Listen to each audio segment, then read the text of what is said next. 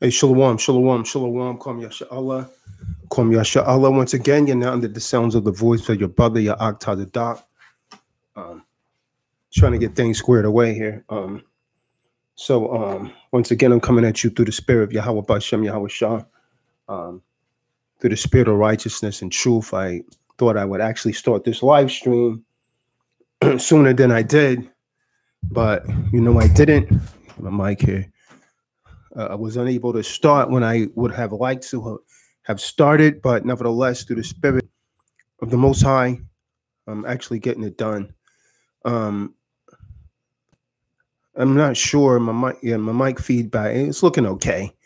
Just want to make sure everyone could hear me. I'm loud and clear. So if you can hear me, someone give me a thumbs up in the room, or just say yes if you can hear me clearly.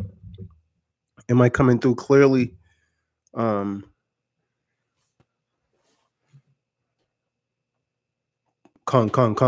water up.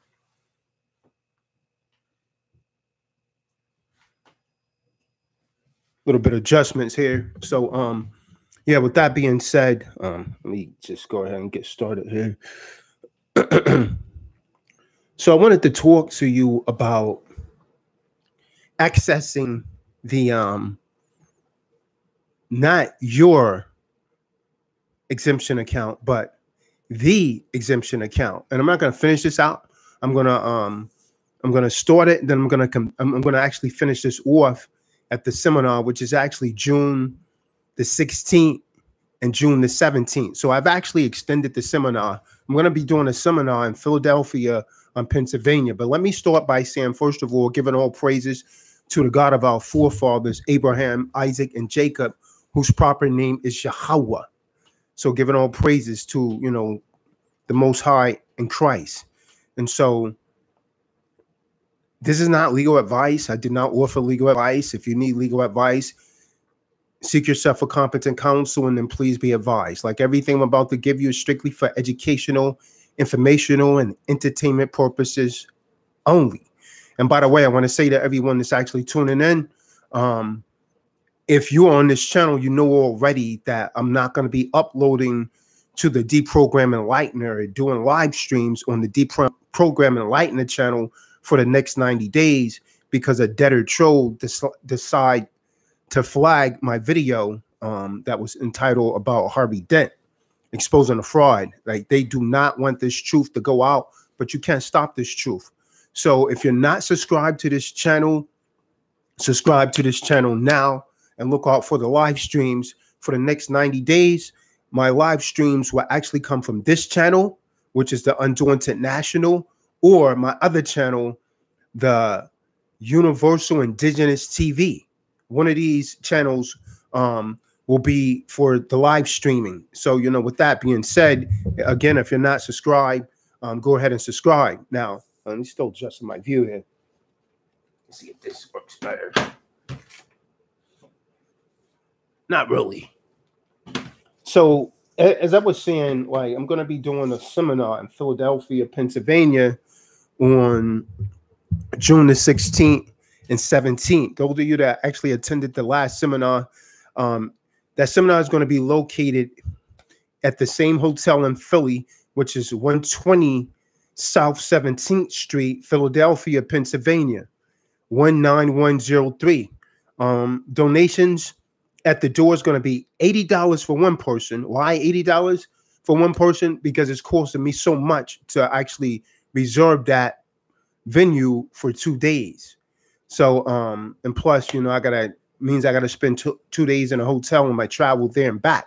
So $80 for one person, and this is the online rate only. And then $150 for a couple, husband and wife, or $90 at the door, or $180 for two people at the door, husband and wife.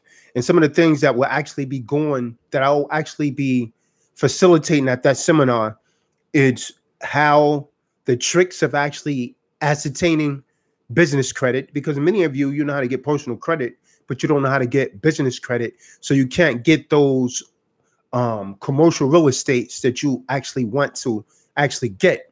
And then the people that teach you how to get that business credit, they're charging you thousands of dollars, when all you need to do is attend my seminar and you will learn how to actually successfully get business credit. You would also learn how to properly, or how Tazadaq properly presents himself in a colorable court, which you think is a regular court, and win each time. If you utilize the methods that I use, which I'm not telling you, I can't tell you to use the methods that I use, but I've actually won every single time that I've actually entered a court. Also, some of the other things is how to expunge a criminal record, how to improve your credit score by 200 points or more in 48 hours or less. Also, how Tazadaq properly does an accepted for value, how Tazadaq deals with property taxes, and so on and so forth. It's going to be so much information at this particular seminar. You don't want to miss it. And don't just show up for one day. You want to show up both days. You want to be there June 16th and June the 17th. And the reason that I'm extending this to 2 days is because it's so much information that I actually put out, you know, and people ask so many questions. I just don't get all the information out that I need to get out. I generally have almost 200 slides, and typically I only get to about 55, 60 slides. So most of you, because you ask so many questions, I don't get to all of the slides, and I don't cover everything that I would have actually liked to cover. So I'm going to ask you, if you attend this seminar, reserve your questions towards the end of the seminar. So, you know, come out. We're going to have a lot of fun. But one of the other things that I wanted to talk to you about today, before I get into this exemption, using the exemption account, right? So before I get into that, one of the other things I wanted to talk to you about is marriage, relationships, the union of husband and wife. Now, I'm going to tell you straight, sisters, the scriptures said that you was actually designed to be a help me. But I can send, and there's probably some brothers in the room right now that would actually be in agreement. And the reason that men and women cannot properly come together and have these successful relationships anymore, first of all, the bulk of our women, the vast majority of our women are under the mind state of feminism. And you hate to admit it, but you are. So if you could just give me about an hour and 20 minutes of your time, sister, I may be able to save your marriage if you got one. Now, those of you that's actually listening with anger and animosity, if in a court of law, I ask you to do this for me. Reserve your judgment of your brother Tazadaq until this lecture is over. Then you render your judgment. You don't just go into court and you give a verdict. You actually have to hear both sides. So I ask you to humble yourself and patiently hear what I have to say, and it may, shalom, it may save your marriage. Understand that. So, sisters, now, one of the problems that we're having in our relationships is that a lot of women want to put themselves equal to the man. You cannot say that you are actually a spiritual woman and try to equate yourself with man. That's not the way that the Most High developed it. That's not how the Most High made relationships.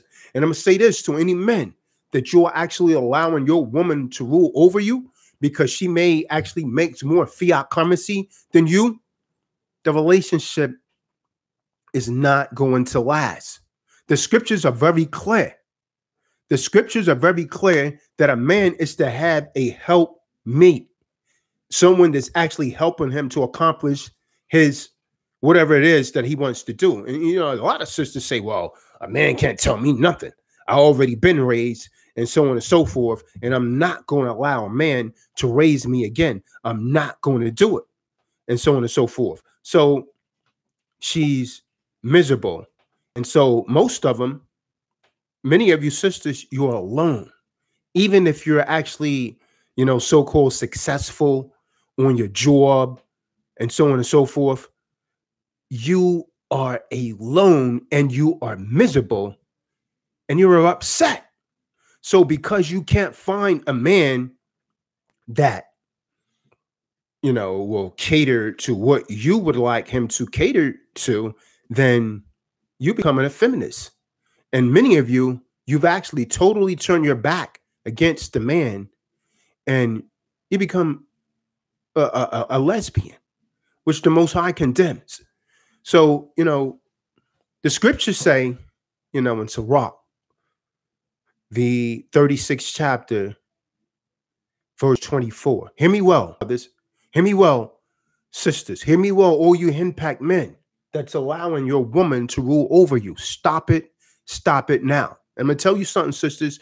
There's no such thing as equality in a relationship. This is why they're not making. This is why they're not lasting.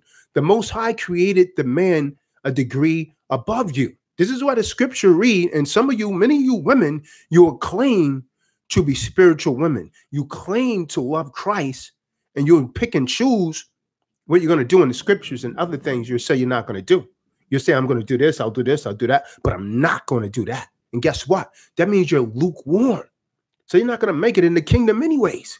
So you may as well not do anything, because like Yahweh Shai said, you're neither hot nor cold. You're lukewarm. So you're going to be spirit out of the mouth. So either you're all right or you're not right at all. Now, the book of Sirach, which is Ecclesiasticus and the Holy Apocrypha. The Apocrypha means hidden books. The books that the Roman Canaan society essentially took out of the Bible. Sirach 36 and 24 says, he that getteth a wife begetteth a possession, a possession, a possession. If I was to take this flash drive and hold it in my hand, I'm possessing this. This is mine. This is my possession. That means I could do whatever I want to do with this. Now, of course, the scriptures want you to use reason. And many of you are going to get upset, but this is written in the Bible. And this is where these kind of books are actually taken out of the Bible, because Esau don't want you to know the truth. So, sister, under the proper order, you are supposed to be your husband's possession. Sirach 36 and 24. He that getteth a wife beginneth a possession, a help like unto himself.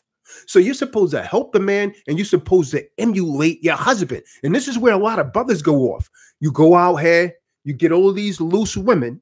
You get these women that have a Jezebel spirit. They talking about crystals. They're talking about, oh yeah, girl, I'm blessed and I'm highly favored. No, you're not. How can you be blessed and highly favored when you're not keeping commandment number one that the Most High gives you to adorn yourself in modest apparel? How can you think the Most High is with you if you're not keeping his laws, statutes, and commandments? 1 John 2 verse 4 say, he that saith I know of him and keepeth not his commandments is a liar, and the truth is not in him. And it's speaking in a masculine form. So it's talking to you, sister, also. If you're dressing in the attire of a harlot, you're not keeping the Most High's commandment. So he's not walking with you, despite how much you think he is. And you know if your spirit's not right. So again, Sirach 36 and 24. He that getteth a possession beginneth, he that getteth a wife beginneth a possession, a helpmeet like unto himself, a pillar of rest. So, sister, you're not supposed to be out here causing your husband all of this confusion, and he's upset, and so on and so forth. Oh yeah, you check the shirt. The king has no fear. In compliance with the book of Job 40 verse 7. Gird up your loins like a man. In Job 38 verse 3. Most High didn't give us the spirit of fear, so you know the king has no fear. But nevertheless, so you are supposed to be getting women that's like-minded unto yourself, good brother. And the reason that your relationships, your marriages are not working is because you go out, you get this woman that's attractive. She may have a pretty face.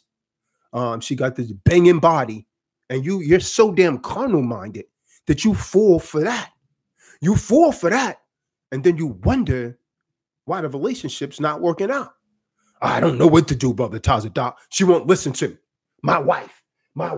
I can't tell her nothing. Give me just a second.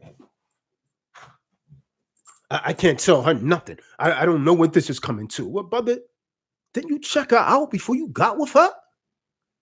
Yeah, but you were fascinated by her body, by her backside. Yeah, I mean, she walking around with her cleavage out and all of that. And she had a very attractive face. So you say, yeah, I want her. She bad. My wife is bad. But in the meantime, she's giving you hell and she's not keeping commandment 1. Not commandment 1. And so she, you know what I mean? And when I see this kind of woman come around me, that trying to come at me, like this woman Monique that was trying to get at me. You know, woman come around with a damn breast out. You know what I mean? I mean, style in the attire of a harlot. And then just going from man to man to man, and then some other weak, sissified punk Israelite pick her up after she's playing the harlot, after she's playing the damn whore.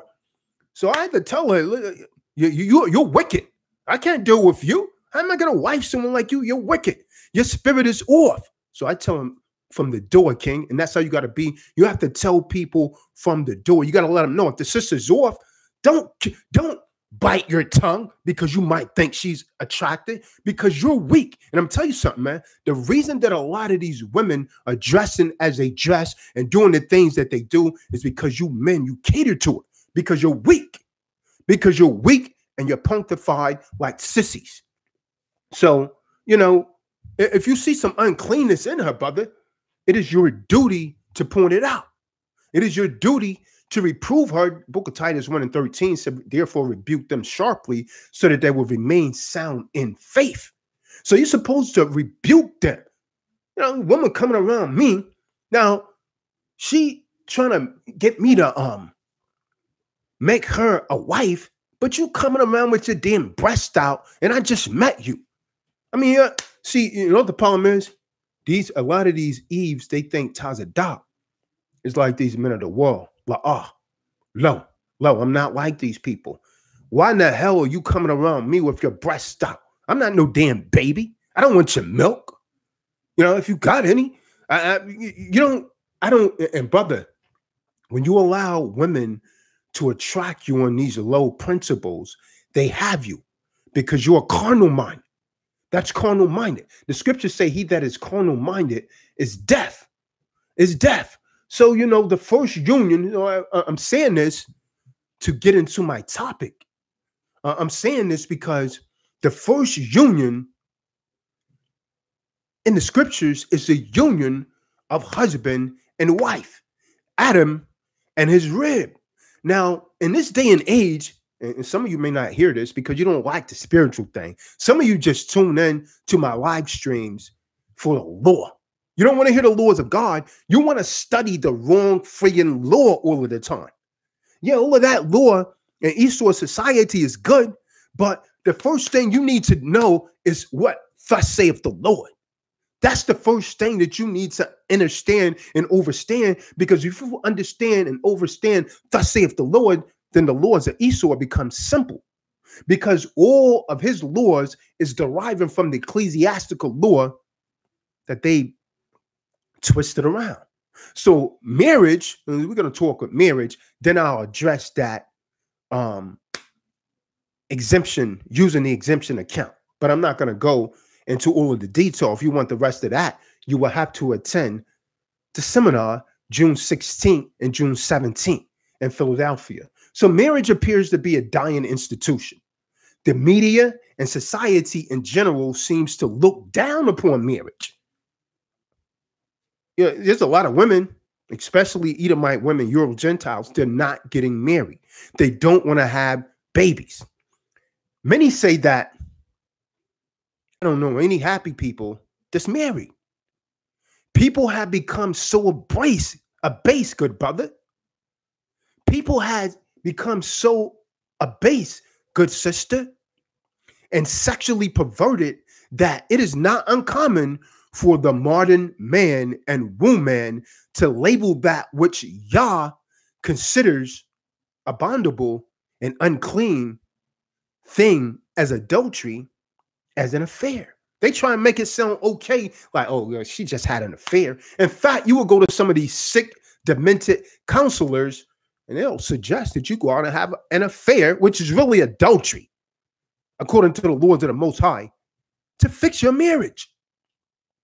But the Most High says that the punishment for adultery is severe. It's severe. Now, how can man say that it's okay? How can their counselors say that it's okay to have an affair? It's normal. And the Most High said the punishment for that is death under the old covenant. Understand that. So this means that there's a tremendous gulf between man and Yahweh. Yah causes man to emulate a beast in human form when man does not keep the Lord's statutes and commandments of the Most High. Now, man strives from his physical lower plane when he's on that horizontal level, because everything on a horizontal level is dead. When they put you in a coffin, you're no longer upright unless you're in a military burial ground where they don't have a lot of space and they bury the people at 90 degrees. Otherwise, you're on a horizontal level. All of the life source has actually departed from you, and you're on a horizontal level like the beasts. Most of the beasts walk around on a horizontal plane. So man is actually emulating beasts in human form on this lower plane, and so it is with the woman. So man strives from his physical lower plane instead of the spiritual and mental plane that the Most High has ordained. Marriage is ordained by the Most High. So when a man goes and has intercourse with another man's wife, or a woman is having intercourse with a woman, and a man have intercourse with another friggin' man, or a woman goes and have intercourse with a man that is not her husband and she's married, she's killing that man. When a man goes and just commits a wicked act with another man's wife, he's killing that man.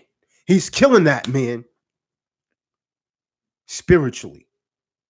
And it destroys the unit of family. And when we destroy family, we destroy a nation, because family is the backbone of nation. That is why the Most High says both shall be put to death. The punishment for that is swift. The punishment for adultery is swift. According to the Bible, is death. Not what this society say, but according to thus saith the Lord. Now, let's allow the words of the Most High himself to go forth. The book of Exodus, chapter 20, verse 14. Never commit adultery. Crystal clear. It says never commit adultery. And you should write these scriptures down. Reflect upon them later. Matter of fact, watch this video at least 5 times. The book of Leviticus 20, verse 10 says, if a man commits adultery with another man's wife or his neighbor's wife, both he and the woman must be put to death for their adultery. So now when you look in societies like what they refer to as the Middle East, and people that commit adultery are stoned to death, America, which is a spiritual Sodom, according to Revelations, America, which is a spiritual Egypt, where all wickedness is practiced, says, oh, that's savage. You can't do that. But what does the Lord say? What does the Most High say? The Most High says in the book of Leviticus 20, verse 10, if a man commits adultery with another man's wife or with his neighbor's wife, both he and the woman must be put to death for their adultery. That's crystal clear. Then we go over to the book of Deuteronomy, the 5th chapter, verse 18. Again, it says never commit adultery. The Father says never commit adultery, brother, sister. You are therefore never justified in what you call an affair. If you're out having an affair, that's adultery and you're wicked. And you can't think that the Most High is working with you, man. Book of Proverbs, chapter 6, verse 32 says, whoever commits adultery with a woman has no sense. You're a damn idiot. You're destroying your own soul. And you can think it's funny all you want to. And yeah, some of you are Tazadaq. There you go, talking all that Bible stuff again. But I'm hit you with something. You don't wish that you had listened. When judgment comes, you don't wish that you had listened. Because you would know, one day you're going to find out just exactly who Tazadaq was. And you're going to realize that, damn, this dude really wasn't no ordinary man. But nevertheless, whoever does this destroys himself. Proverbs 6:32. Whoever commits adultery with a woman has no sense. Whoever does this destroys himself. Destroyed, why? Because the Most High condemns it. Book of Proverbs, chapter 30, verse 20. This is the way of a woman who commits adultery.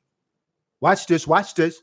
This is the wicked woman. So many out there, like this woman, Monique, trying to bring the spirit of Satan around me. Man, I don't want you, man.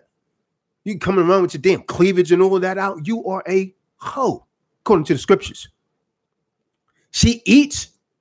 That means she go and she commit this wicked act of adultery.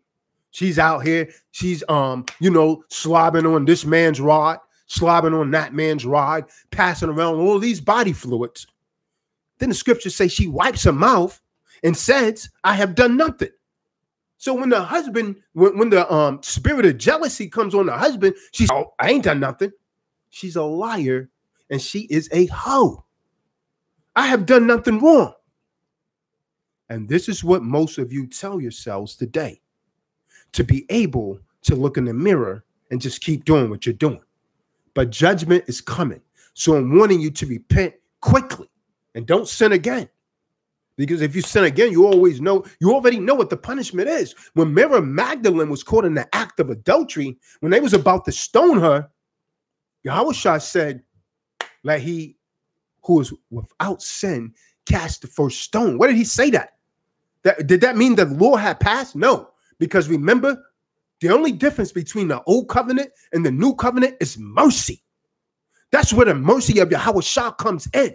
Mercy. He came to give mercy because under the old covenant, if you commit adultery, you was put to death right on the spot. You was stoned right on the spot. If homosexuals were caught in the act of homosexuality, you was put to death instantly on the spot. But with Hamashiach, Yahweh, the Christ, came mercy. It didn't mean you could still do it. It just means you had to repent and don't do it again. Because he told Mary Magdalene, look, woman, go your way, but sin no more. So what he was saying to her, if you do this again, these people were right. The punishment is death, but I'm giving you mercy. But that doesn't mean you could go around sinning, because according to the book of Romans, the 1st chapter, verse 28 through 31, it says, no, he that knows the judgment of God but still do them is worthy of death. So the book of Jeremiah 29:23, they have done shameful things in Israel. They committed adultery with their neighbors' wives and spoke lies in my name. So you will go and do it and you'll lie. And your wife will ask you, did you sleep with Brother Shael's wife? Did you sleep with Brother Eleazar's wife? And the Negro, the no good Negro, wicked Israelite will look her in the eyes and say, no. I didn't command them to do this. I know what they have done. I am a witness, declares the Lord. So Christ is saying he didn't order you to do this. So when you go on and commit adultery, how can you think this is a righteous act that Christ ordained you to be together if you're sleeping with another man's wife? How can you think that you're doing something righteous, sister? You're married and you're going out and you're spreading your quiver for another man? And you're married? So the Lord has said himself, I did not command them to do this in the book of Jeremiah 29:23. I know what they have done. So the Lord see you. I am a witness. So the Most High, the Christ is going to witness against you. So you think you got away with it. But guess what? The Lord see you. Book of Matthew, chapter 5, verse 27. You have heard that it was said, You will not commit adultery. Book of Exodus 20, verse 14. Deuteronomy 5 and 18. Goes on and on and on and on, speaking about adultery. Matthew 5 and 28. But I say to you, everyone that look on a woman in order to lust after her already commit adultery with her in his heart. What is the heart it's talking about? It's talking about the mind. Why is he saying that? Because everything derives from your thinking. From your thinking. Your thinking. As a man thinketh in his heart, so is he. So if you look, you see this woman, she looks real attractive. Woman might be married, but you don't care. Things are not going so well for her at home. So she decides that she's going to commit adultery with you. Book of James 1 and 15 say, then when lust hath conceived, it bringeth forth sin. And sin, when it is finished, it bringeth forth death. So your first stage of death is separation from the Most High. You can't think you're operating with the Most High if you're committing adultery. Give me 1 second.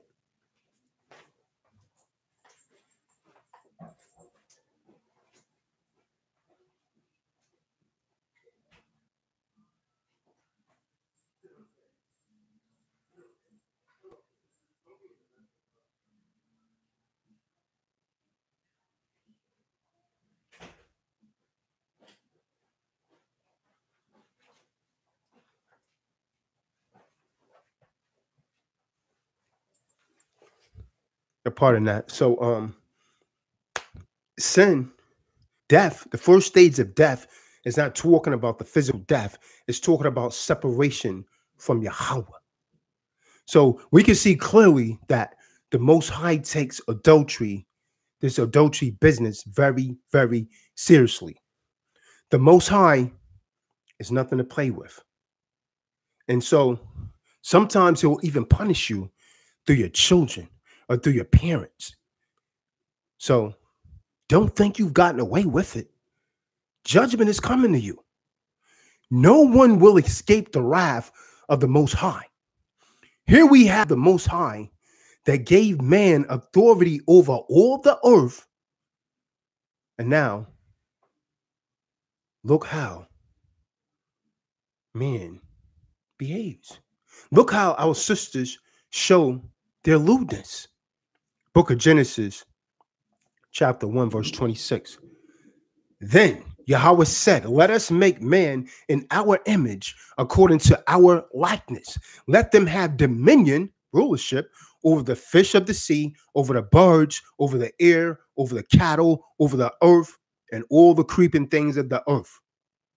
So the Father created man in his image and likeness. So if you're created in the image of God and in the likeness of God, you're supposed to emulate God. You're supposed to have the thinking of God. God's thoughts are godly. But you have let a devil control your mind. You have let a devil control your mind through the media, through the music, through propaganda. And so there's a gulf between man and God. So now God says, your ways are not my ways. Your thoughts are not my thoughts. Mine are from above, but yours are from beneath. Why are your thoughts from beneath? Because you have actually allowed an enemy to control your mind. The enemy to control your mind. You are not like the Most High. You've degenerated to a beast in human form. So you have failed Yahweh. And as men, you fell to a degenerate level like beasts. Like beasts, creatures in human form. And you're moving around like a slithery snake, making crooked paths everywhere you go. The poison of apes is coming from your mouth, and there is none righteous, no, not one. So the book of Genesis, the 2nd chapter, verse 7 says, and the Lord Yahweh formed man, Adam, meaning man, of the dust of the ground and breathed into his nostrils the breath of life, and man becomes a living being, a living soul. So the Most High breathed his spirit into man. So you have God in you. But what happens when you don't put in your temple that spirit of God? If you don't nourish that spirit of God that was in you, then an evil spirit come and occupy your temple. And that is what has happened to most of the people today, men and women. Book of Genesis 2, verse 19 to 24 says, out of the ground, the Lord Yahweh formed every beast of the field and every bird of the air and brought them to Adam to see what he would call them. And whatever Adam called each living creature, that was its name. So Adam gave names to all cattle, to the birds of the air, to everything. So how do you go into a court and you let a judge, a black robe, rule you? Man was given dominion over all. Man named all. Man created the court system. Man created everything on this earth. It does not say that about woman. Wait, sisters, don't get upset. I'm just telling you the truth. I'm just giving you right knowledge. The scriptures say that you are the weaker vessel. I didn't say that. That's what the Lord says. And the reason that these relationships are not working because women do not want to play their respected place because of feminism and because the enemy has your mind. So you become a hell mate. You're not a helpmate. You become a hell mate. It is hell living with you. The men cannot go out and fight this beast. The man cannot not go out and fight the enemy because you're chasing your man out of your home. Then you blame the man. There was a sister on the show, radio show, a couple weeks ago. I'm not going to say her name. She know who she is. She kept making excuses. The Most High don't want to hear your excuses. It was always the man, the man, the man. The man done this. He done this. He abandoned his family. Why? Because of your mouth. I could sense in the sister's spirit right there. Her spirit was off. Why? Because she didn't want to follow the proper order. She want to follow the order of this world, which is equality. But what has equality led to? Equality has led to a lot of broken families. Equality has led to, dear sister, with 75% of you raising the children alone. Not because the man want to leave his children. No, it's not that. Can I get an amen from the brothers that's in the room that know what I'm talking about? The brothers are not leaving because he don't love his children. It's because your mouth is so damn devastating. You tell the man, you ain't this, you ain't that, you ain't nothing. You ain't no real man. And once you say that to a man, you lost him.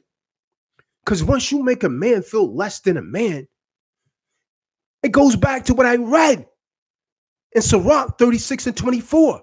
And help meet like unto himself. So he has to be with a woman that's of a like mind. He has to be with a woman that's into the things that he's in through, that's righteous. A woman that wants to nourish her spirit with the word. But you beating a man down everywhere he go. Then you go out of that. You go out of the home style like a whore. Well, undergarments on, calling them stretch pants. You walking out in public with the damn prints of your vagina showing. And you think you're righteous? You think the Most High is walking with you? The Most High is not working with no woman like that. I hasten to tell you. You can get mad with me all you want, but you're going to take this vibration with you. That's wicked, sister. That spirit is off. And you got a nerve talking about other women got a Jezebel spirit. That's the spirit of a Jezebel. And this is why your home is not right. Why? Because when you leave like that, how do you think that man is going to trust you? You go out style like a whore. Go and read the book of Proverbs, the 7th chapter. So don't tell me certain attire is not the attire of a whore. Understand that. So the man can't have a peace of mind. He can't concentrate on the things that he needs to concentrate on because this woman is out there in the street, style like a whore, smiling in every man's face. Every man that whispers something in her ear and tell her she look good, she's smiling in his face. So her man can't have a peace of mind. So the man leaves, and he leaves his children. Not because he wants to, but you're destroying that man. Then you want to make excuses up and blame him. Get your mind right, queen. Your mind is off. You are allowing an enemy to control your mind. Guess what? Most of you are not going to receive this, and your relationships are going to stay the same. But check this out. This is where you're alone now. Remember, when most of you, when you start listening to this, you're alone. You're by yourself. You're on your own, or you're out there looking on some other woman, which is a damn abomination, or the woman strapping up and trying to handle you like a man. That's an abominable, filthy, wicked act. Now, you like that, understand it, believe it or not, but that's according to what the Lord says. Thus saith the Lord, not according to Tazadaq. Do you understand? So the Most High told Adam said, this is now bone of my bone, flesh of my flesh. She shall be called a woman because she was taken out of the man, which is why the man has an unequal number of ribs. Because the rib that was taken out of man, Adam, created Eve. So the man's always looking for a woman that emulates him, like unto himself, and help meet like unto himself. So, sister, if he's with you for a minute, you wonder why he keep going out, because your mind is not like his. Your mind is not yearning that which your spirit should be gravitating towards, because you have actually allowed the enemy to control your mind. Therefore, you cannot bring out of her what the Most High put in her, which is peace and contentment of mind, because she's allowed the enemy to control her mind. Again, Sirach 36:24 says the woman is supposed to be a pillar of rest. When the man comes home from a hard day, he's not supposed to come in the house and have to fight another war, queen. Sometimes the man don't want to come home. He get his check, he stay out, he drink, and he'll go over there and he'll pay off the prostitute, not because he want her. It's because that's the only place that he feels like he could get a peace of mind. And at the same time, he's condemning himself. He's sinning. So because of you not playing your perspective role, the family unit is being destroyed. Now, I'm not directing this towards the good sisters, the few that there are. Make no mistake about it. But whether you like it or not, most of you are feminists. Most of you have become feminists because you're allowing the enemy to control your mind. And I know this hurts, but I got to tell you the truth. It's my job. This is what the Most High called me to do. Do you understand? So you have actually allowed evil, brothers. You've allowed evil women to tempt you, which is actually the weaker vessel. The woman has been a temptress throughout the scriptures. Is it Tazadaq? You're a male chauvinist. You're being biased. Why are you always talking about the woman? Because we need you right. Because you're raising these children. You're raising these seeds. And every time whatever you say out of your mouth, sister, Book of Proverbs says that. Proverbs 18:21, I think it is. You know, but the tongue has the power of life and the power of death. So you got to be careful what you come out of your mouth with, because you speak it into existence. Your words could destroy someone, or they could lift someone up to the highest. Why not use it for the best? Why are you using it to destroy, to bring down? Same thing go for you, King. Don't use your words to destroy. There is the power of life and death in the tongue. So our relationships are failing because you don't have the Most High in your relationships. You're going to a counselor. What has that done for you? Is it any better? No, it's not. May have gotten worse. Book of Proverbs 18:21. Death and life are in the power of the tongue, and they that love it shall eat the fruit thereof. So if you love wickedness, you're going to eat wicked fruit. You want to speak negativity all the time? You always want to be talking about negative things? Check this out. If you think negative all of the time and you speak it, you're speaking it into existence. Right now, you got to get rid of all your negative thinking. This is where your marriages are not working. You're arguing all of the time. You're releasing all these bad words into the home, and you're putting the unclean spirit in the house. So the spirit of the Most High won't dwell there. The spirit of the Most High leaves that camp because you got power of life and death in the tongue. Why are you speaking death? Why are you speaking death, queen? Your mouth. Sometimes the man, a lot of these brothers is beating you, and you're not, the brothers are not justified. I mean, let me say this first. No man should beat a woman. No man should beat a woman. I'm going to say it again. No man should beat a woman, brother. When you have to beat her, you don't need her. You're off your center. But sisters, check this out, queen. Sometimes your mouth is so devastating that if the man is not strong enough mentally, he will kick the crap out of you. He will kick the crap out of you. And then you call your superhero Esau. You dial 911 and call your Christ. You call your God by dialing 911, and then you get him locked up when all you had to do was be quiet, because the power of death and life is in the tongue. Why don't you use it for something positive? Same reason many of you are not successful. Why? Because the power of death and life is in the tongue. And what you speak is coming from your thoughts. As a man thinketh in his heart, so is he. That's in a masculine form, so it means you as well, sis. Do you understand? Now watch this, watch this. Let's back up what I'm saying, because everything I say is rooted in the word. It's not coming from me. And I don't know how much longer I'm going to be with you, because life is certainly uncertain these days. But while I'm here, what the Most High brought me here is to give you this word. And if you knew who was before you, you would listen. You would listen with conviction, but you think I'm some ordinary dude. And that's the problem. You keep looking at me like I'm ordinary.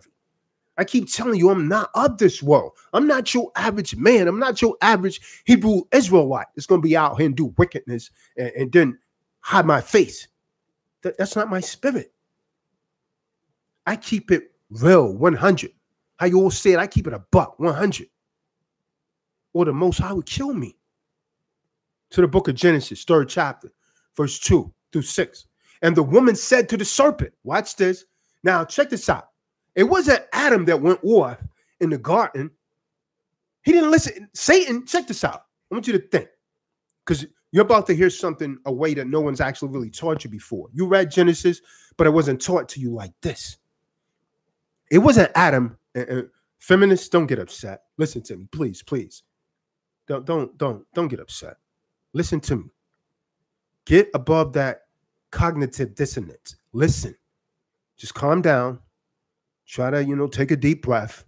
I know it's difficult, because when you're fed information that conflicts with the garbage that you already have in your head, it's exceedingly difficult to receive it.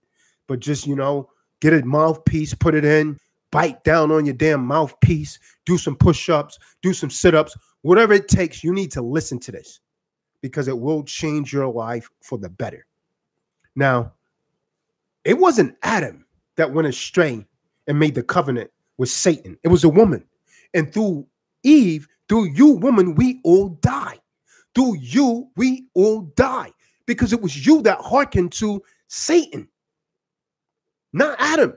Then you use your subtleties on the man. So you lured your husband into the same trap. And it's still that way today. A lot of these weak men keep catering to a woman that keeps them going astray. Now watch this. Book of Genesis, 3rd chapter, verse 2 through 6. And again, this is not for righteous sisters. This is not for the God-fearing sisters. It's for the Jezebels. And if you're a Jezebel, the only way that you're going to change from that is to first admit, damn, I'm a Jezebel. I'm messed up and I need to change. Because guess what? Otherwise, you're not going to make it. Not according to me. I don't care how you feel emotionally. It's thus saith the Lord. Show me in the scriptures. And the woman, Genesis 3, verse 2 through 6, said to the serpent, we may eat of the fruit of the trees of the garden, but of the fruit of the tree which is in the midst of the garden, Yahweh has said, ye shall not eat, nor shall you touch it, lest you die. Watch this, watch this. And the serpent, now it's not talking about no damn snake. It's talking about Nakash. This is the spirit of Satan. This is the spirit of Satan whispering to Eve, whispering things in her ears. And the serpent said to the woman, you will not surely die. For Yahweh knows that in the day that you eat of it, your eyes will be open and you will be like God, knowing good and evil. Now, where did Eve go wrong right here? Because the Most High told Adam, don't eat of any fruit in the garden. The order was given to Adam. So what should she had done?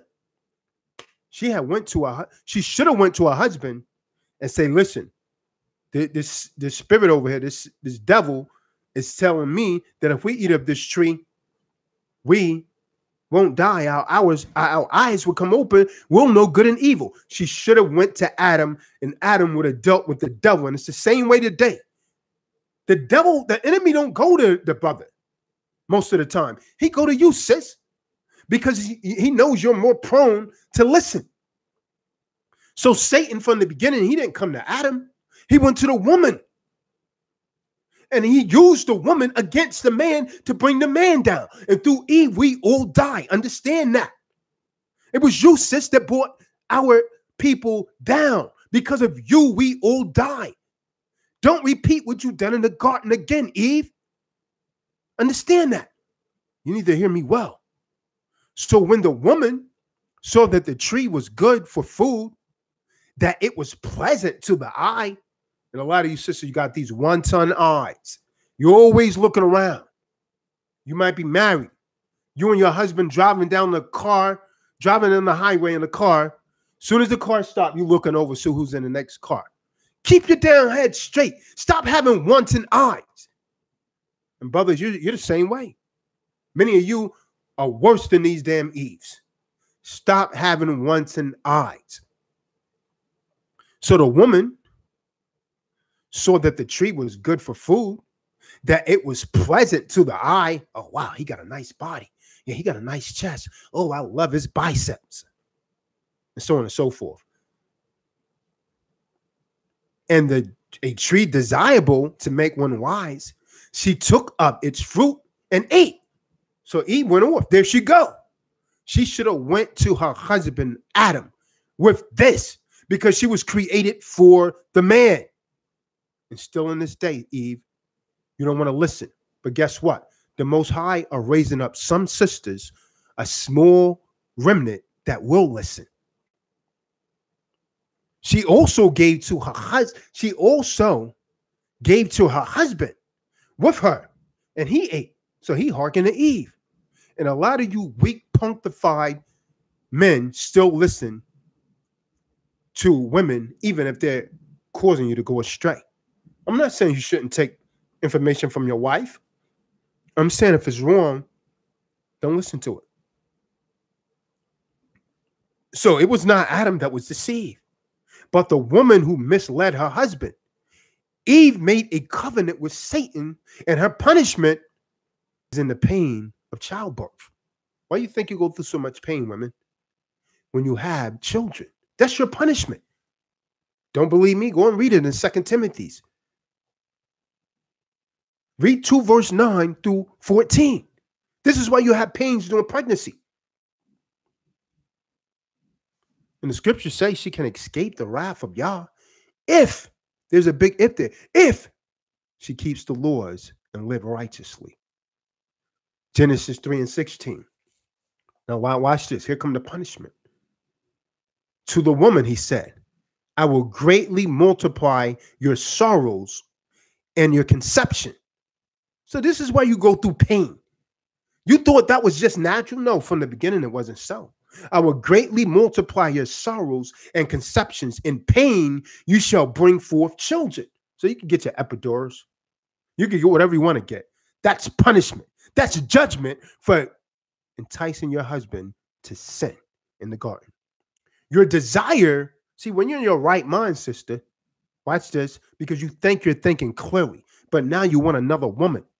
Now you want everything else, but the scriptures say your desire shall be for your husband, and he shall rule over you. That is law. He shall rule over you. Now get Hillary Clinton out of that. Get her out of that. You understand what I'm saying? The man has dominion over everything, to include the woman.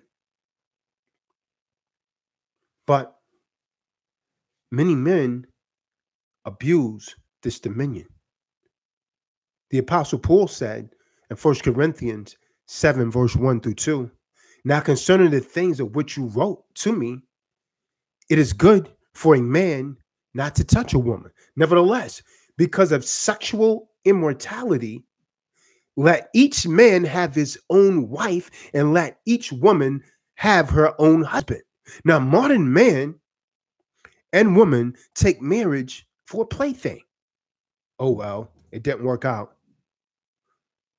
I'll get me another lover. But the only justification that Christ, Yahweh Shai, gave for divorce is adultery or fornication. And the punishment for adultery, we already went over that. Now, what would so-called civilized people do if such laws was actually enforced today? Well, these laws will be enforced in the kingdom. Book of Matthew, the 19th chapter, verse 4 through 6. And Yahweh Shai answered and said to him, have you not read that he who made them at the beginning made them male and female, and said, for this reason shall a man leave his father and his mother and be joined to his wife? What is it going back to? This is going back to Genesis. You're supposed to be of the same mind. You're supposed to become one. Now, a lot of women allow children to interfere in their marriage, which is not good. Because when a man's leaving his father and mother, is he not a child leaving his father and mother? So according to the scriptures, no bond, no union is supposed to be closer than a husband and a wife. For this reason shall a man, that child, leave his father and his mother and be joined to his wife, and the two shall become one flesh. A helpmeet like unto himself. We read it in the book of Sirach, 36 and 24. So that they're no longer two, but one flesh. That's how close you're supposed to be with your mate. Therefore, what Yahweh has joined together, let no man separate. So, brothers and sisters, marriage is supposed to be an honorable institution, which was established by Yahweh. The divine commandments which relate to marriage are just as binding as those that relate to salvation or to worship. This is a serious matter, so you really need to start taking it seriously. This is a serious matter. This is nothing, the Most High is nothing to play with. The Most High forbids adultery. And the Most High hates divorce. So when we ignore the laws of God for marriage and then follow what fallen man says, we destroy the home and we cause great sorrow. Therefore, marriage is looked down upon today by many. Do you understand? Do you understand? The book of Ephesians chapter 5 and 31 says, for this reason, a man shall leave his father and his mother and be joined to his wife, and the two shall become one flesh. Feminists may not applaud this. Next scripture. But man is supposed to be the ruler of the home. But men, you must rule with the spirit of God, not a dictatorship. If a man mistreats his wife, his prayers are hindered. Sisters, men were made the head of that home. You're going to let him rule that home. You're going to humble yourself, sisters, and you're going to let your husband rule that home in righteousness. Today, all we have is chaos because you've aborted the path of God. Again, Genesis 3 and 16 says, listen up, sisters, your desires shall be for your husband, and he shall rule over you, and he shall rule over you, and he shall rule over you. Many of you women said, a man can't tell me nothing. I take care of myself. But what does the Lord say? What does the Most High say in Ephesians 5:22-25? Wives, submit yourself to your own husband, as unto the Lord, as unto the Lord, as unto the Lord. So you're supposed to submit to your husband just like you would Christ. How many of you do that? For the husband is the head of the wife, as also Yahweh Shah is the head of the church, and he is the savior of the body. Therefore, just as the church is subject to Christ, so let the wives be to their own husband in everything. Not in some things. Oh, I'll do this, but I'm not going to do that. No, in everything. In everything. Then the scripture goes on. Husband, love your wives just as Christ loved the church and gave himself for it. So a man is supposed to be ready to die for his woman.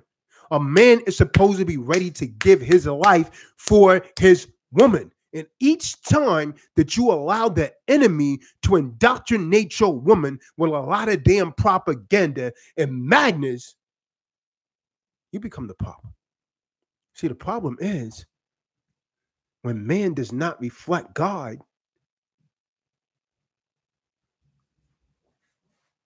then you reflect the enemy. See, brothers, to be the head, you got to have a head. You got to have a head. You have to be in the spirit of God to exercise rulership from the spirit of the Most High. The scriptures say it like this.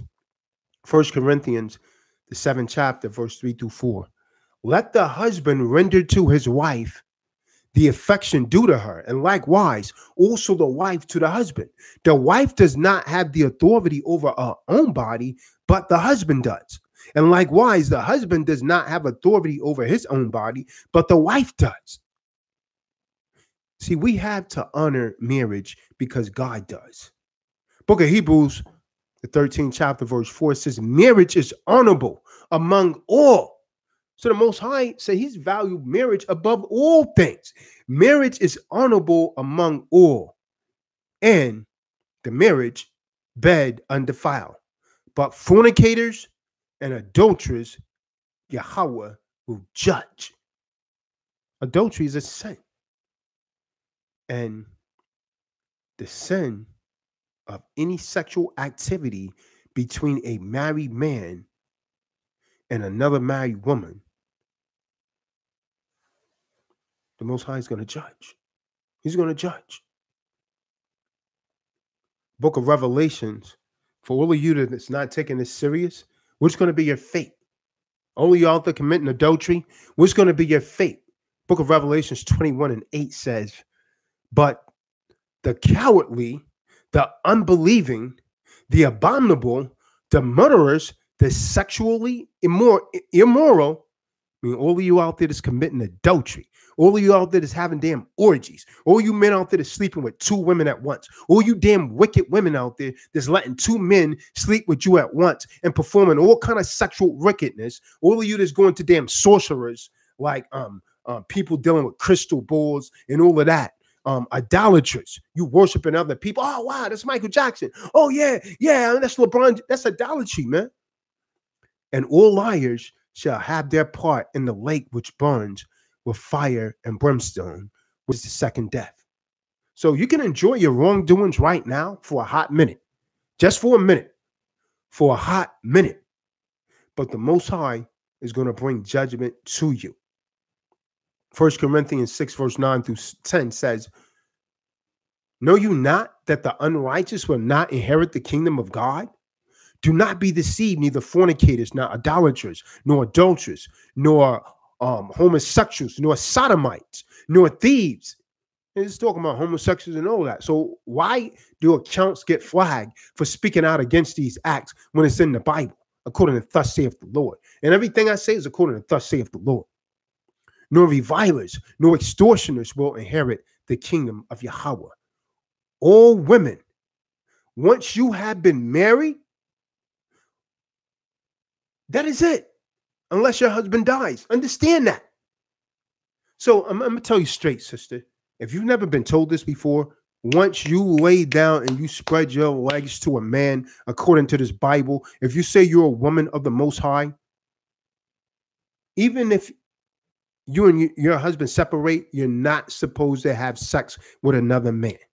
I don't care what kind of Israelite's telling you something else. He's telling you a lie. Tell him to show me with the scriptures. I dare anyone in the room, show me right now. That woman is not supposed to go off and lay with no other man or in some kind of damn lesbian act with a woman. Watch this, Book of Romans 7 verse 2. For the woman who has a husband is bound by the law. The law. This is going back to the Old Testament.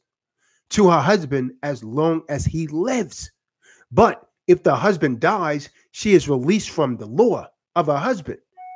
1 Corinthians 7:39. A wife is bound by law as long as her husband lives. But if her husband dies, she is at liberty to be married to whom she wishes, only in the Lord. So, brothers and sisters, get your minds right. Get your minds right. Get your minds right. The scriptures are very clear. The scriptures are very clear, sisters. The scriptures are very clear, brothers. Return to the law, statutes, and commandments of the Most High, or you're going to be judged for all your wickedness. You're going to be judged for all wickedness. Now, I hope you take this vibration and reflect on it, because I'm coming at you through the spirit of Yahweh, Yahweh Shah. If I offended someone, good, because that means I hit your emotions, and that's always a good thing.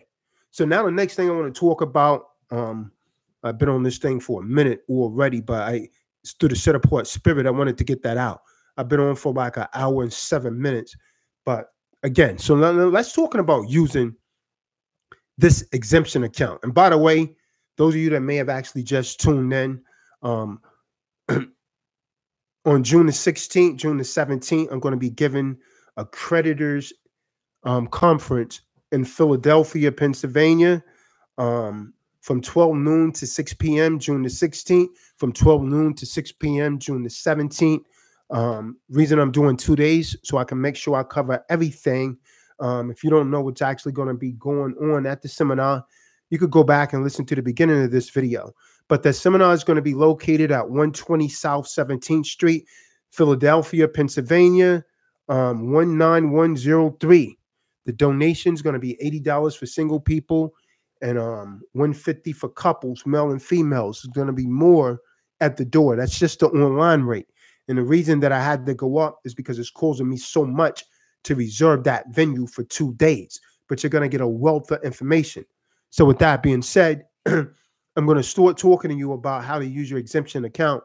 And then if you attend the seminar, you'll get the rest of this information. So again, you know, this material is and this lecture right here is for educational purposes only and is not to be construed as legal advice about what you should or should not do. I'm just giving you information. The information herein is to assist you in performing your own due diligence before implementing any strategies. Understand that. So formal notice is hereby given on that. Now, brothers and sisters, the exemption that I'm about to go over, and I'm going to finish at the seminar, discuss the correct concepts of having an exemption from having to pay. An exemption means exactly that. One is exempt from having to pay for anything because there is no money of substance with which to pay. And by the way, I need you to watch this video 7 times because there's something that I'm going to say you're not going to receive the first few times. And each time you watch it, you're going to receive more and more information. So the exemption can also be thought of as an accounting of what they, the de facto that you refer to as government, owes us for everything they have taken from our parents and us without giving valuable consideration in return. Understand that. Now, this lecture does not, however, discuss how to use or how to access the exemption. I have DVDs that will be available at the seminar, the Accepted for Value DVDs. I have books that will be available at the seminar, The Infliction of Commerce, Commercial Warfare, 2nd edition, Red Pill Right Knowledge, 2nd edition, and the Real Hebrew Israelites versus Edom and Khazariah, and how to properly, authenticate your birth certificate. All of that will be available at the seminar. Now, this essay will, however, discuss how one might be able to use exemptions to discharge and settle off debts. See, the implication of discovering how to use the exemption will be staggering to many of you, because you got people online, the so-called internet gurus, they give you bits and pieces of knowledge, but they're not teaching you like Tazadaq WILL. Why? Because the Most High gave this mission to me. So it will mean the ability to get out from under the debt that is crushing so many people, which is why I need you to attend this seminar. If you want to learn how to be debt-free, you need to attend this seminar in Philadelphia, Pennsylvania on June the 17th, the 16th, and 17th. RSVP your seat now at the website, truedisciplesofchrist.org. I'll list the website under this video after it's done. Now, if you want to learn how to be debt-free, stop making damn excuses. Your excuses will get you nowhere. Remember what I said, Proverbs 18 and 21. The power of death and life is in your tongue. What you say from your tongue is coming from your thoughts. You got to start thinking positivity. If you want to be free, start thinking positive, folks. And you got to change what you're doing. You got to stop making excuses. Oh, Tazadaq, I want to come to the seminar, but I don't have the funds. Come anyway. Get the funds anyways. Show up at the seminar. Oh, Tazadaq, I just don't have the time. I got to work. Come to the seminar anyways. Oh, Tazadaq, yeah, I really want to come, but I'm so far away. When are you going to have one in Mississippi? I'm in Mississippi. Come to Philadelphia anyways. Stop making excuses. Do it now. We're not promised tomorrow. You already flagged one of my YouTube channels. You better come to the seminar now. Now, you could say that the current economic system has been set up for our benefit, to repay us as the beneficiaries of the trust, which is essentially the exemption account. It's essentially a trust. See, my goal is to determine how one can effectively use the system without destroying it, because many of you want to destroy it. Now, there have been many instruments, checks, closed bank accounts. You know the story that some people was using that EFT method, checks, closed bank accounts, banker's acceptance, site drafts, and so on and so forth, that people have tried to use to access the exemption. I'm not going to say their exemption, the exemption. And you got people like Mr. Dent that got upset, got a clown of trolls to flag my video about him, because the information that I'm putting out is so powerful. Isn't it funny how they know who I am and I don't know who the hell they are? Because I'm relevant. Understand that. So many of these have not been successful, these people, and some have even gone to jail because of their use of it, or their improper use, should I say. That's not to say that the instruments are morally wrong. It is quite possible that the people who went to jail, and a lot of you are afraid because these people that went to jail, is because they really didn't know what they was doing, King, Queen. So it's quite possible to say that these people that went to jail just did not know what they was doing, point blank, period. Do you understand? So I suspect that the reason these instruments got people in trouble because they attempt to use some aspect of the private Federal Reserve System. And when I try and warn people about that, I got flagged on my channel, The Deprogram Enlightener, for a video that I put up a year ago. This is why they don't want Tazadaq on YouTube, because I give you the truth. I speak the truth through the spirit of Yahweh, why Yahweh Shah. So those kind of instruments that these people are using will not be discussed here, since so many negative stories has been heard about them. I just told my brothers and sisters, leave them alone. So I'm going to focus, in our discussions on two types of instruments: the BOE, Bill of Exchange, and bonds, when referring to these as a group that will be called instruments. Instruments. So first thing I want to say is I want to educate you, because this is what's lacking in all these other so-called sovereign gurus. They're not educating you. You just got bits and pieces of knowledge. You're tap dancing. You don't know what you're doing because you have not been properly educated. They're simply not teaching you correctly. Do you understand? Do you understand? But I'm going to educate you. So before I get into this topic, I want to say a bit about money. I take the position that there is no money, or at least no money of substance in our current economic system, or should I say the economic system. Now, you may disagree with this position, and there is certainly room for debate, but for the sake of clarity, I will elaborate why I contend my position has so much merit. Now, one definition of money is a medium of exchange. Now, if you want to use this definition, then I would like to say that there is money in our economic system.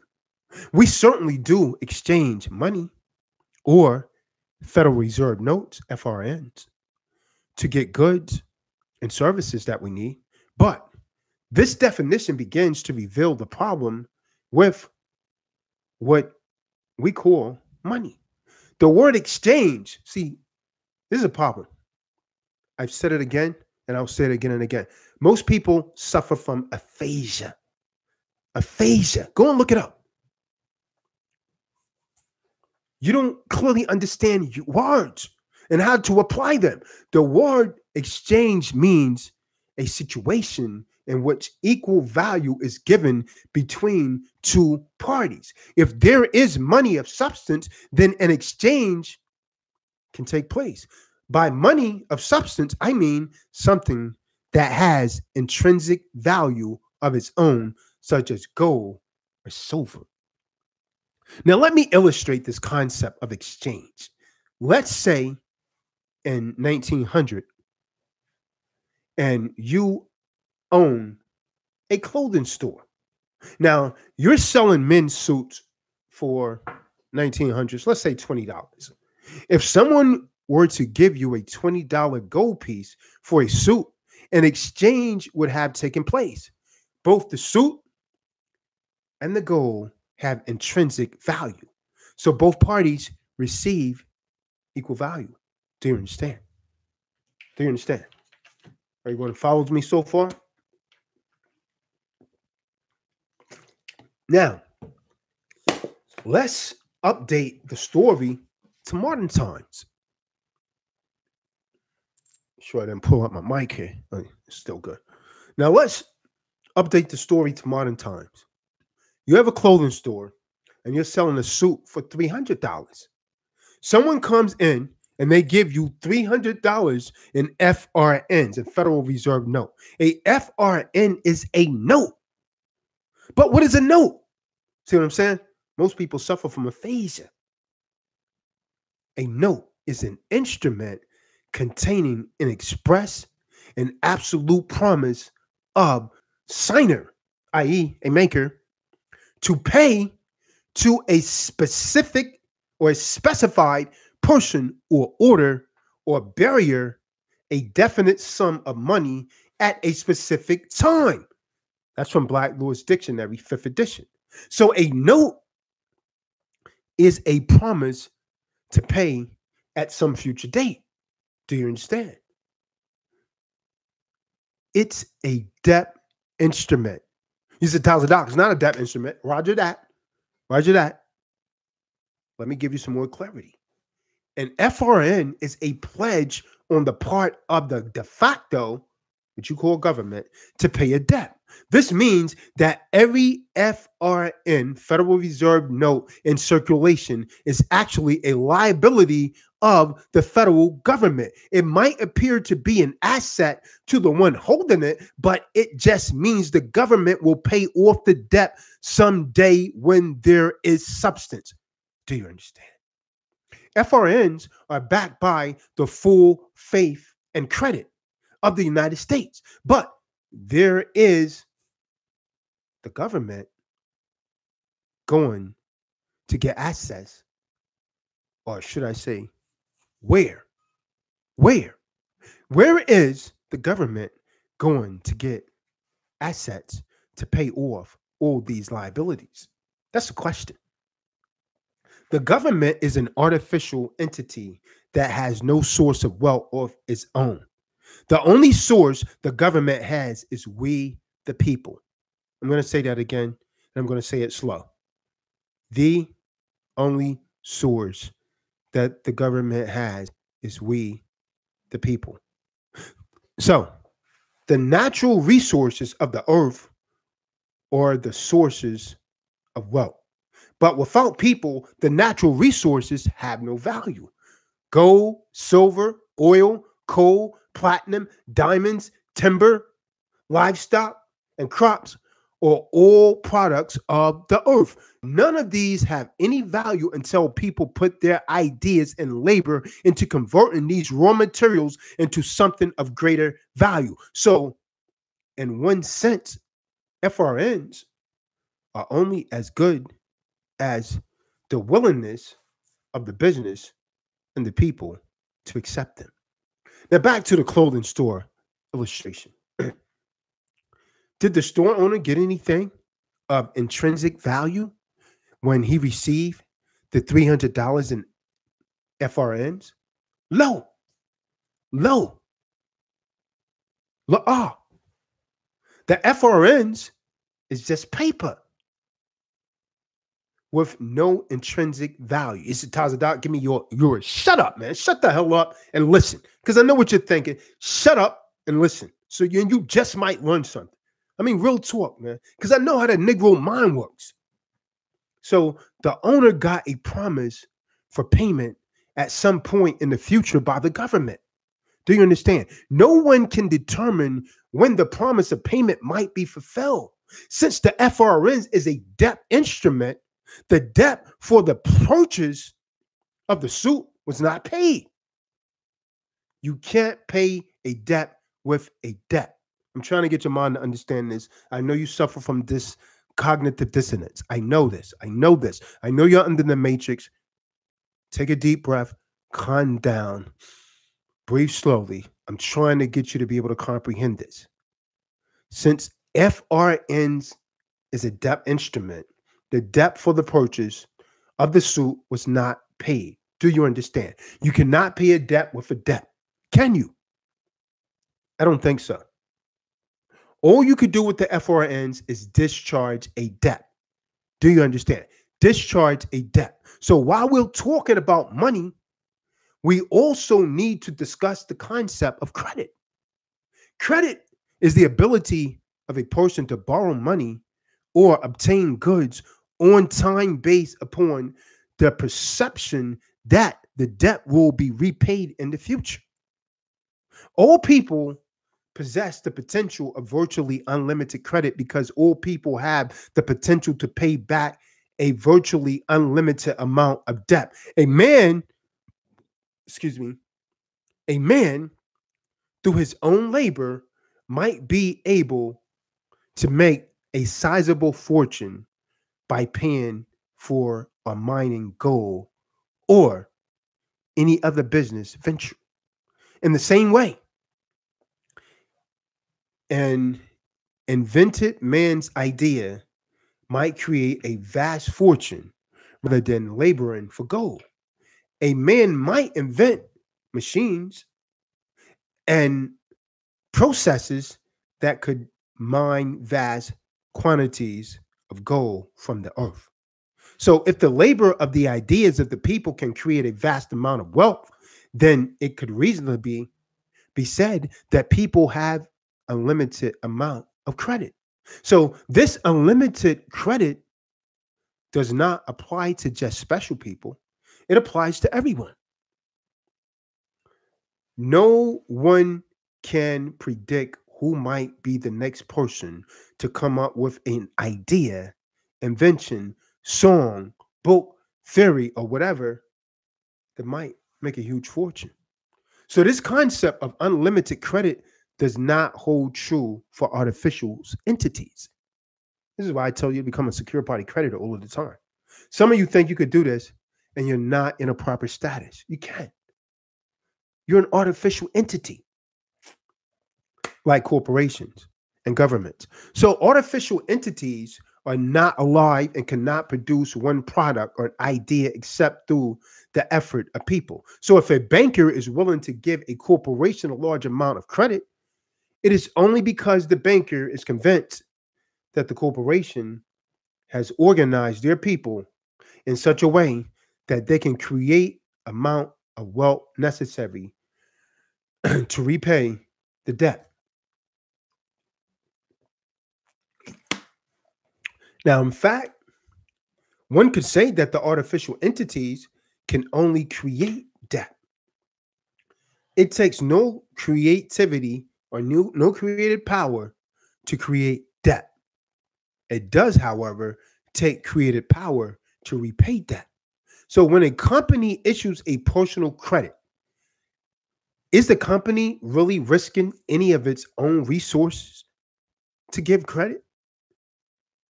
Research has led me to the conclusion that the answer is no. A careful study of modern money mechanics. By the way, KO Snowden has modern money mechanics. I had it. She sent me a copy of it. Thanks. I had it already, but hey, it was a wonderful gesture.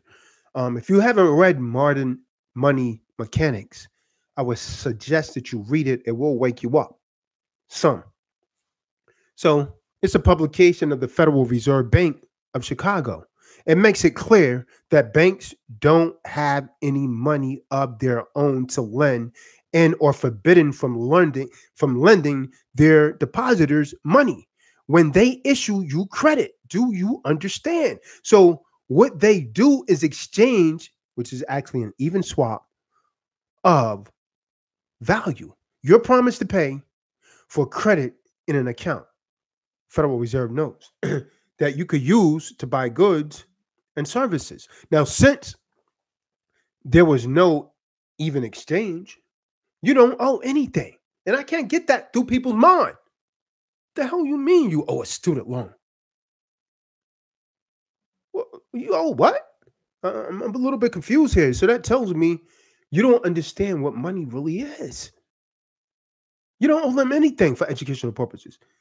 They got the note, which is your promise to pay. So as an asset, and you got Federal Reserve notes. Remember what I said Federal Reserve notes were? In an account that you could spend. Now, since they didn't loan you anything in the first place, the idea of calling them a creditor seems misleading. So when we use the term creditor during this lecture and at the seminar, we will put it in quotes to remind you that they didn't loan you anything other than your own credit. Now, I know this is going over some of your heads, but I pray that you get it. So we, the living souls, are the real ultimate creditors, because it's only through our labor and ideas that any wealth is actually created. So what we have always called creditors in the past are really just fictional organizations, persons created by government to whom we issue some of our own credit. Do you understand? Does everyone understand what I'm saying to you? Is there anyone in the room that don't understand what I'm saying to you? Does everyone understand what I'm saying to you? Because this is going to get heavy.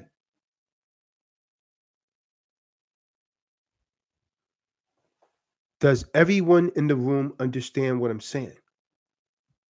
Because if you're not getting this part, you're not going to get the rest.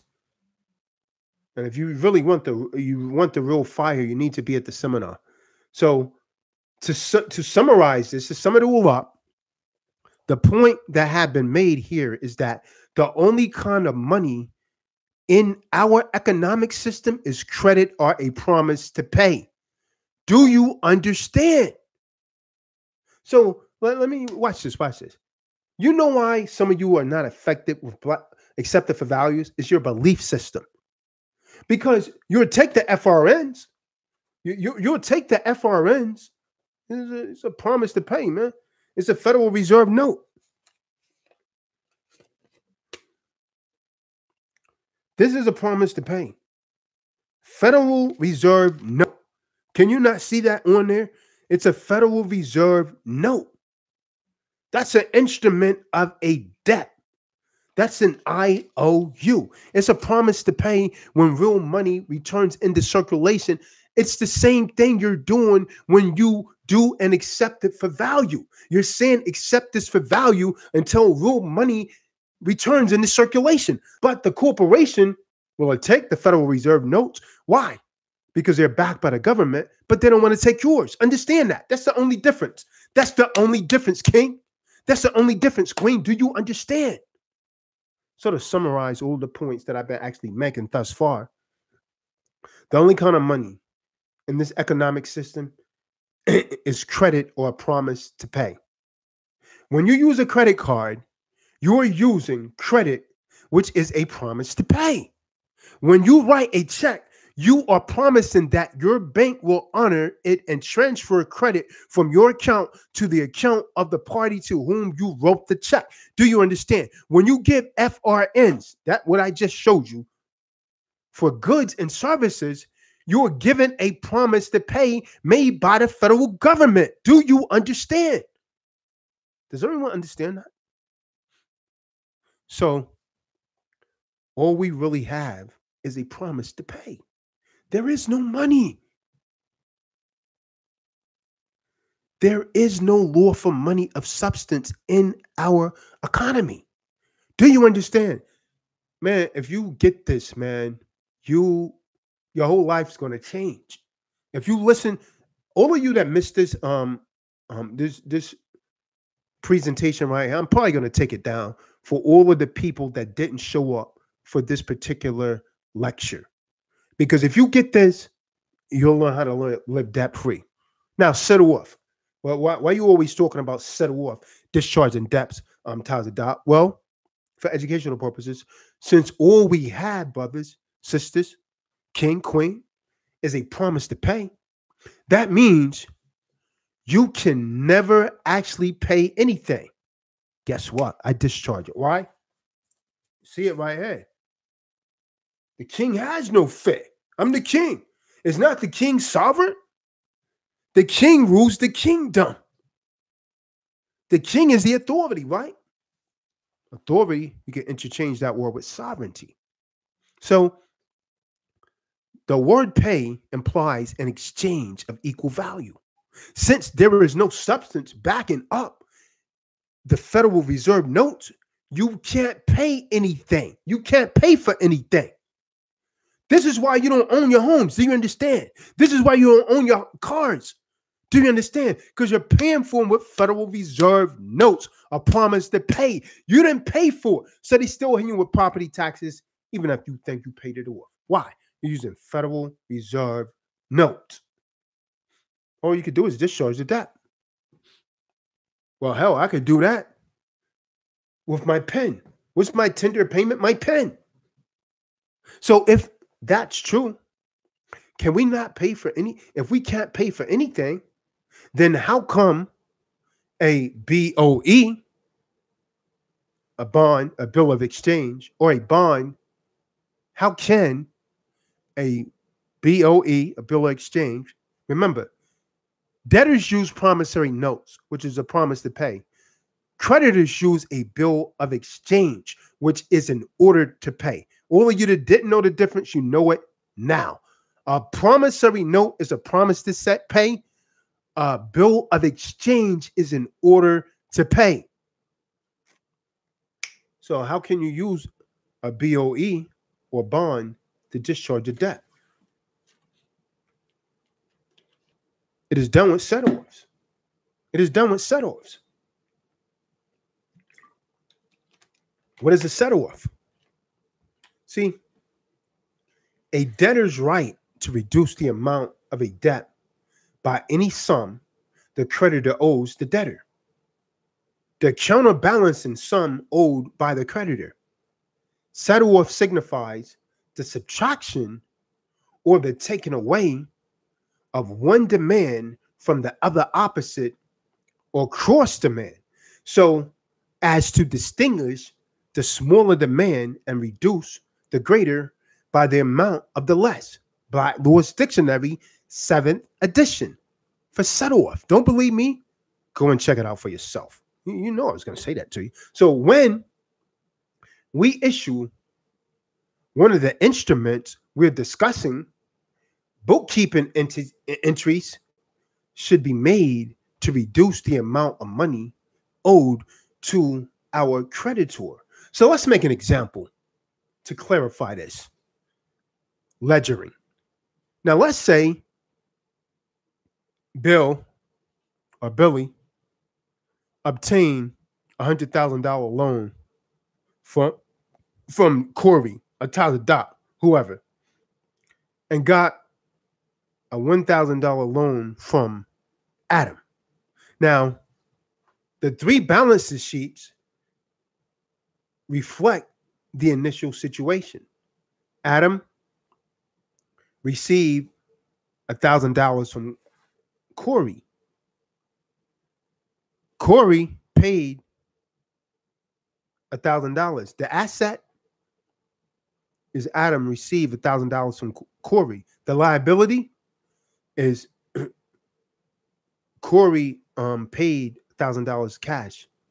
Now, Bill, the asset, he got $100,000 cash from Corey. The liability is $100,000 is owed to Corey.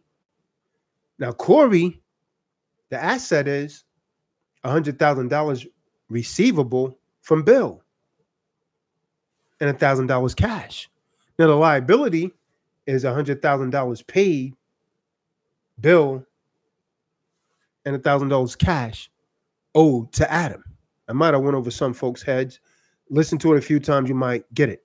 Now, let's say that Corey wants to discharge his debt to Adam using a draft.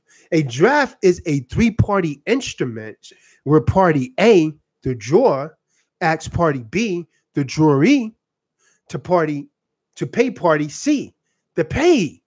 So in the example that I just gave, Corey, the drawer, is going to issue a $1,000 draft where Bill, the drawee, is instructed to pay $1,000 to Adam, the payee. So in essence, the draft would cause a set-off transaction in the balance sheet of Adam, Bill, and Corey. No real money needs to trade hands to accomplish the discharge of the debt. Do you understand? The balance sheet reflects the result for each person. Adam, the asset becomes zero asset, zero liability. For Bill, the asset becomes $99,000 in cash. The liability becomes $99,000 owed Corey. And Corey, the asset becomes $99,000 receivable from Bill, and the liability is that $99,000 paid Bill in cash. So now let's change the names of the players. Now let's say Adam is one of your creditors. Bill is the federal government, and Corey is you. Same principle, same thing. Watch this. Now, the amount of the debt owed by the federal government is a very large because of your exemption. Now, the same concept applies with this new scenario. So the government and your creditor could do set-off transactions to remove your debt. The actual mechanism would be somewhat more complicated because a creditor's bank would actually get involved, but the principles and the lending entries are the same. Do you understand? So when we use the bill of exchange or a bond for educational purposes, we're asking the government to discharge our debt for us out of the money that they owe us, which is actually our exemption.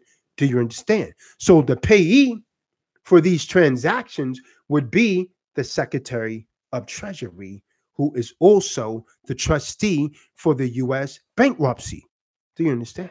So as such, he's responsible for distributing all funds just like any other trustee in a bankruptcy proceeding.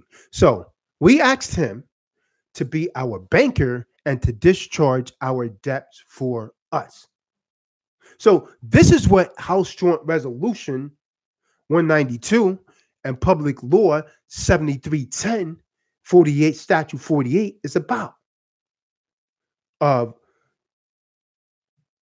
1933. It says that the government would do it. Don't believe me? Go and check it out. The government will discharge our debts dollar for dollar. Go and read it for yourself. So other than Federal Reserve notes, most of money that flows into our economy is just for bookkeeping entries or digits in various computers. When debts are discharged, no real money flows. The only thing that happens is bookkeeping entries are made. I hope everyone's following me. Are made on various computers. So when you write a check to a merchant, eventually the merchant checking account will be credited with the amount of the check, and your checking account will be debited with the same amount. So when you use a debit card, the same thing happens. The only thing that is different is that no checks is written. It's all done electronically. Do you understand? Do you understand? Now we got a problem. Because some people said, Tazadaq, I want to become a secure party creditor, but I just don't have the fiat. How come I can't do an accepted for value and give it to you? Because you do error and you have not studied as I've asked you to study. You need to know which debt can be discharged. And by the way, if you want to become a secure party creditor, contact me. Go to the site right after this video, www.truedisciplesofchrist.org/shop. Click on the icon for the packet and donate to become a secure party creditor. Because as a debtor, you can't do this. You can't set off these debts for educational purposes only. You need to be a creditor in a creditor status. You need to have standing. Now, what kind of debts can be discharged? Now I'm going to describe what kind of debts can be discharged, and then I'm going to be done with this, and I'm going to finish it at the seminar, which is another reason you should attend the seminar on June 16th, June 17th in Philadelphia. Now, bill of exchange and bonds can only only be used to discharge public debts, public debts, public debts, not on the private side, public debts. Do you understand? No private debts. Get that in your heads. What is a public debt? Because most of you don't know. And what is a private debt? See, I define private debts as debts between two living souls, a man and a man, or a man and a woman. And public as debts to any legal fiction or entity created by or authorized by government. This means the public would include governmental entities, municipal corporations, any corporation, S corps or C corps, limited liability companies, or partnerships, statutory trusts, partnerships, or DBA, doing business acts. All public entities have made applications and received permissions to exist. Do you understand? So in order to discharge a public debt, there would have to be a charging instrument or a bill itemizing the debt. So the charging instrument will show how much was actually owed and to whom it is owed. The charging instrument could be a regular monthly bill, or it could be a payoff statement. So you could discharge, for educational purposes only, you could only discharge the amount found on the charging instrument, nothing more. So this means that you can't write an instrument for $2,000 when only $1,000 was actually owed, and expect to get a refund of $1,000. A lot of you think that way. This also means that you can't do a charitable donation with one of these instruments, since there is no debt owed and no charging instrument. Do you understand? So if you want to give to charity, it will have to be by some means, such as using a credit card or taking a cash advance on a credit card and getting them to bill you for the pledge. Do you understand? So at this point, brothers and sisters, it appears that the easiest and most successful type of public debts to discharge is the unsecured debts. This would include any debt in which the creditor or claimant, meaning the one making a claim that you owe them money, does not have any collateral. Now, perhaps the best example of this kind of debt would be the credit card debt.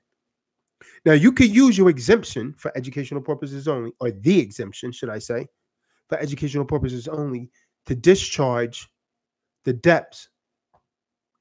There is nothing to prevent you from paying a bill for educational purposes only, not paying it, discharging it. So the same rules applies to using your exemption to discharging the public debts as I taught back in 2012. But the reason I take this position, brothers and sisters, is that some have wondered if there is a mechanism to simply withdraw all the money the government owes you.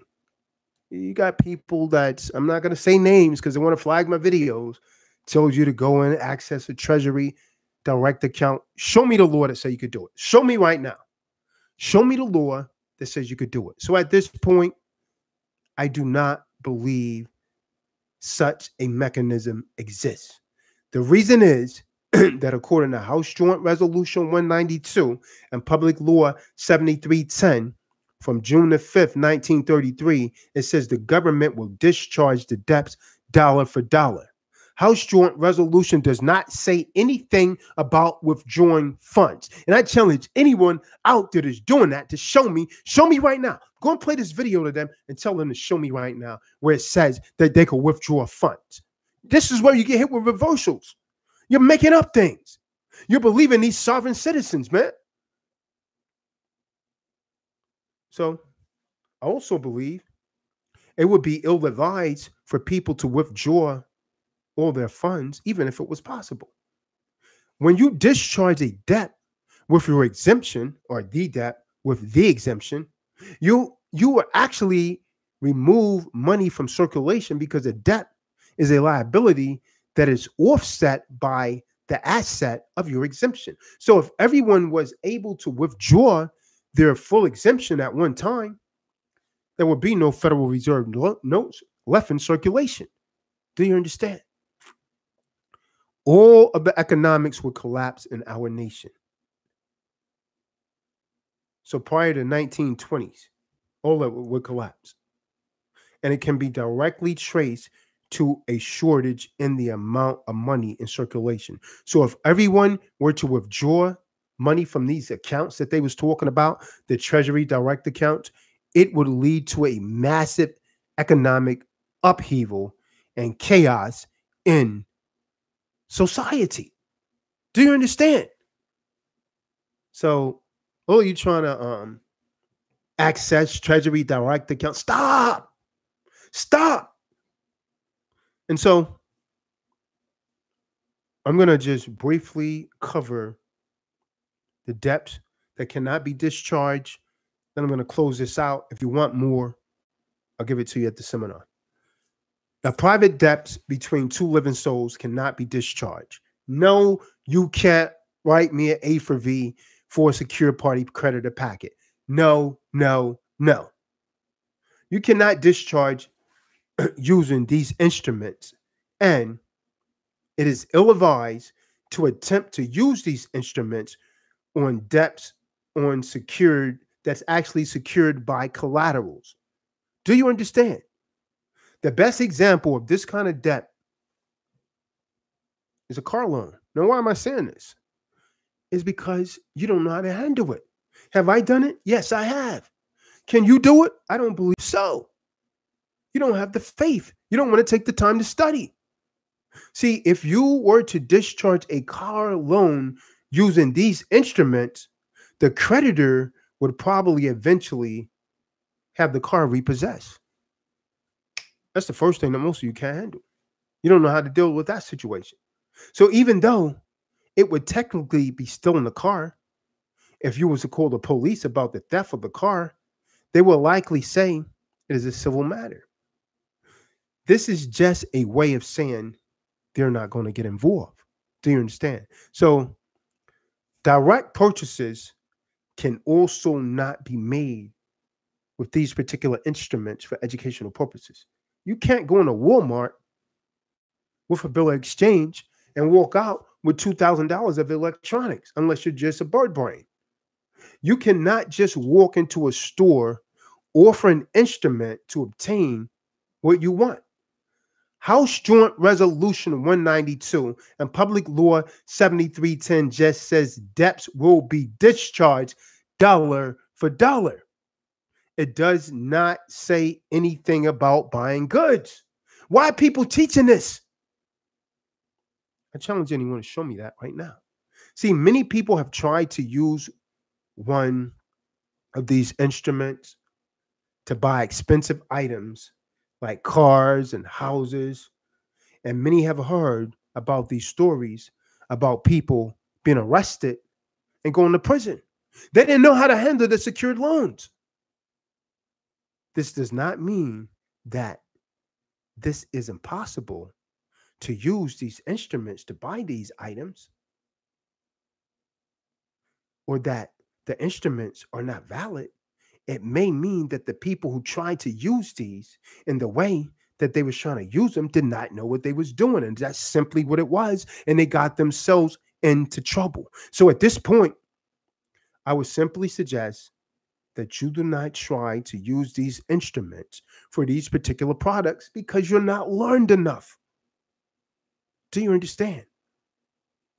For now, it would appear to be a better strategy for educational purposes only to charge the items on a so-called credit card than discharge the credit with the instruments. Do you understand? Do you understand? So, brothers and sisters, with that, I think I'm going to stop here. So, if you want more regarding this particular topic, I challenge you to tune in to the seminar on June 16th, June 17th. I'm tired of talking. I've been talking for almost 2 hours. I know you actually got something from this lecture. Like this video, share this video, tune into this particular channel for future live streams. Like all of the live streams in the future is actually going to be on this particular channel until further notice, at least for the next 90 days. So like this video, share this video, and I hope to see you at the seminar. So I'm going to say shalom to everybody. Thank everyone for listening. Say Islam to the Moors, Hotep, Egyptologists, and peace to the nation of gods and earths. Tazadaq is out. And so I hope to see you at the seminar. Shalom.